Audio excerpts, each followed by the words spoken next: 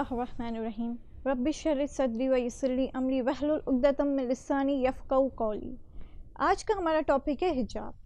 हिजाब से रिलेटेड हम आपको बताएंगे कि हिजाब हमारे लिए क्यों ज़रूरी है और शरई तौर पे हिजाब क्यों वाजिब करार दिया गया है और कुरान में इसके बारे में क्या बयान हुआ है।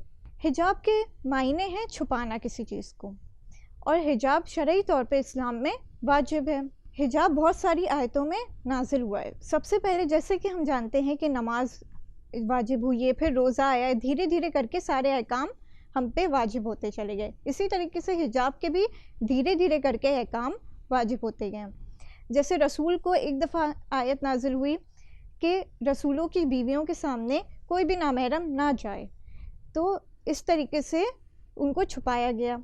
उसके बाद एक आयत नाजिल हुई जिसमें कहा गया कि रसूलों की बीवियां नाबीनाओं के सामने भी ना जाएं, यानी कि जो अंधे लोग होते हैं उनके सामने भी रसूलों की बीवियां ना जाएं।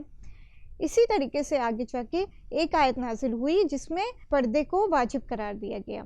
फिर एक आयत नाजिल हुई जिसमें यह फरमाया गया कि औरतें जो हैं अपने पाँव को पटक के ना चलें। अगर वो अपने पाँव को पटक के चलेंगी या फिर आवाज़ के साथ चलेंगी तो नामहरमों की नज़र उन पे पड़ेगी, और हिजाब का हदफ यही है कि किसी नामहरम की नज़र किसी औरत पे ना पड़े। और आगे जाके एक आयत नाजिल हुई जिसमें ये कहा गया कि अपनी जीनतों को छुपाओ, यानी कि जीनत का मतलब ये है कि अगर आपने कोई मेकअप किया हो या फिर हाथों में आपकी नेल पॉलिश लगी हो या मेहंदी लगी हो तो आप उसको छुपाएं नामहरमों से, और उसको छुपाने के लिए आपको नकाब करना पड़ेगा या फिर हाथों में ग्लव्स पहनने पड़ेंगे।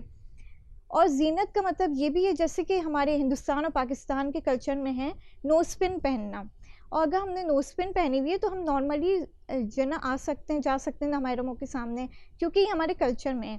अगर ये दूसरे ममालिकों में हम जाएंगे वहाँ के कल्चर में ना हो, जैसे कि ईरान और इराक़ के जैसे कल्चर में अगर हम देखेंगे तो नोज़ पिन नहीं पहनी जाती है। और अगर वहाँ पे अगर हमने नोज़ पिन पहन के अपने चेहरे को नहीं छुपाया तो वो जीनत में शुमार होगा, क्योंकि हम नोज़ पिन पहने हुए होंगे तो लोगों की नज़र हम पे ज़रूर पड़ेगी। फिर आगे जाके एक आयत में ये नाजिल हुआ कि अपनी निगाहों को नीचे रख के चलें और अपनी शर्मगाहों की हिफाजत करें। इसी तरीके से एक आयत में ये नाजिल हुआ कि जिल्बाब पहने। जिल्बाब यानी कि एक ढीला ढाला लिबास जो कि अपने लिबास के ऊपर औरतें डालती हैं, जिसे हम लोग उर्दू ज़बान में बुरखा भी कहते हैं, लेकिन वो ढीला ढाला ज़रूर होना चाहिए और वो नीचे तक ज़रूर आना चाहिए।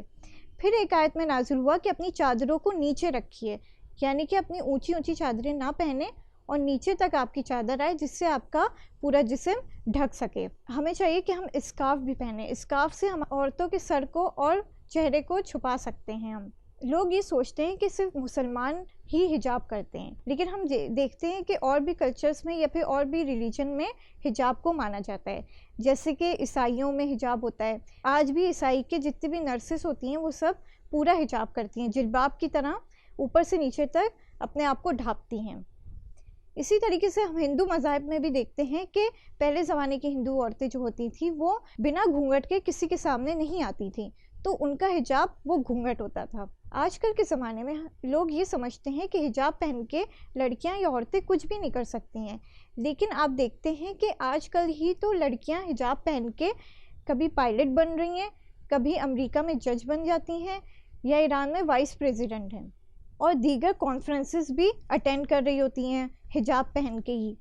तो हम देख रहे हैं कि हिजाब पहन के भी लड़कियां कितनी बड़ी बड़ी पोस्ट पे हैं। लिहाजा लोग ये सोचते हैं कि हिजाब पहन के लोग बैकवर्ड होंगे, लेकिन आजकल हम देख रहे हैं कि लोग बैकवर्ड नहीं हो रहे हैं और हिजाब पहन के भी लोग आगे बढ़ रहे हैं।